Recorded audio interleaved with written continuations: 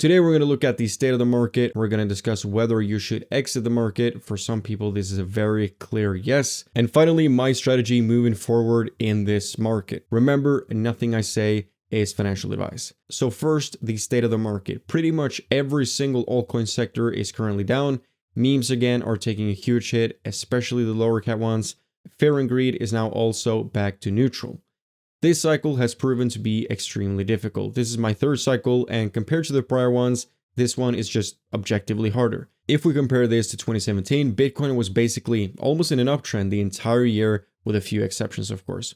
And we had significant pullbacks, but it did not take long before we got back on track. Same thing in 2020, after we had the C-word crash, Bitcoin was also performing really well all across the remaining of 2020. If you got good entries and exercised the slightest amount of patience, it was practically impossible to not make any money. This cycle, my third cycle, however, is something completely different. Very few people expected a new all-time high before the Bitcoin halving. Very few people expected an 8-month consolidation period before Bitcoin embarked on the 100K journey. And finally, very few people expected that their altcoins would not perform as intended. And I believe one of the reasons for this is primarily due to the fact that more people know what to expect. And when more people know what to expect, the market has a way of throwing curveballs. So alts are now bleeding heavily. So should you exit the market? The reason why I put both yes and no is because I truly mean it. For some people, I highly suggest exiting this market. When I read comments, when people DM me on Twitter, it becomes very clear to me that some people should not have entered this market in the first place. And I want to be the YouTuber that tells you straight up, even though I'm going to lose you as a viewer, that maybe this market is not for you.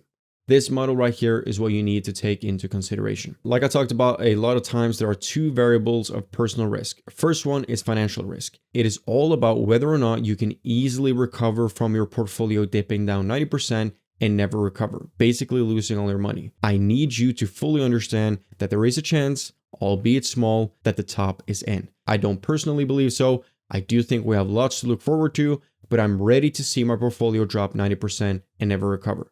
If this happens, I'm okay with it. I will stay active in the bear market because there's always money to be made in crypto. If you are in a position where if you lose everything you have in crypto and it will take a lot of time for you to financially recover, you have way too much invested in crypto. Second variable is neuroticism. How high is your own perception of neuroticism? If dips like these scare you, even though you can financially recover fairly easy, then you are a neurotic individual. My suggestion is either you leave the space and go invest in index funds for a solid 7.5% yearly, or you have to acknowledge that pullbacks like these are part of the game. I remember back in 2020 to 2021, Bitcoin had several pullbacks of significant amounts, and people were of course freaking out. Pullbacks like these happen all the time. People tend to forget that Bitcoin did a 120% gain since our low in August. If you can manage your financial risk and your emotional risk, then this should be manageable. If you cannot, then I suggest you sell your altcoins. Even though I can financially recover and my neuroticism is very low, I'm still selling some, but for other reasons, which we'll talk about right now. So what is my strategy moving forward? My strategy consists of 3 parts. First, dry powder. Right now, I'm about 30% in stables. I have been less, but I've been taking some decent profit from our last rally. I will update you guys for when I will deploy more of my stable coins in the market, so make sure to subscribe to not miss that video. So I'm currently 70% in the market, which allows me to be positioned for a Q1 rally, but I'm also ready to deploy more when altcoins are cheap. If altcoins are not cheap, then I won't be buying. A very common mistake people do in this space, and I think a lot of people are sadly noticing this right now, is that they think they have the date figured out for when they should have their bags filled. For the last couple of weeks, we've had a very clear consensus that we're going to pump in Q1 this year. What if we don't? Do you have stables to be able to take advantage of such an outcome? We already saw what Bitcoin is able to do, which ultimately gave us 8 months of pure pain for altcoins. I'm not saying that this is going to happen again, but this is why I always have stables. This is all about managing risk. A very solid tip is to invest in a way so that you achieve emotional equilibrium. If we pump in Q1, you are happy, you take profit. If we have to wait into Q4, you are happy, you'll have more time to buy. So the first part of my strategy is to never rush anything. I will sit on stables and I will take my time. This is what has made me successful in this game for the last 8 years. Second part of my strategy is that I'm currently doing some necessary changes to my portfolio. I'm getting rid of coins that I've been bullish on previously, but I don't think will ever bounce back. as they have not been performing the way I expected. I always have a very critical approach to all my holdings, and I'm not married to any of my bags. Maybe they will bounce back, but the risk to reward is simply not there for those any longer. The third part of my strategy is buying what is currently cheap. Like I said, I do believe we have lots to look forward to in this market. I'm going to talk about what I'm buying in just a second. My goal is not to fill my bags. My goal is to buy good altcoins at good prices. Okay, so over to the things I'm actually buying. So the first thing I'm buying, because it's cheap, are meme coins. I have long been making the case that I think meme coins will bounce back sometimes after we get a pump for utility. Right now, memes are one of the worst performing sectors, which makes sense after what performance it had a couple of weeks ago. Now the question is, do you want to buy memes at these levels or wait for memes to pump again so that others can use you as exit liquidity? An example of a good meme that is entering a decent range right now is Mad, which was one of the secret gems in the VIP Discord. This one made us a 10x, we took profit, and now it's back to a range where we're buying again.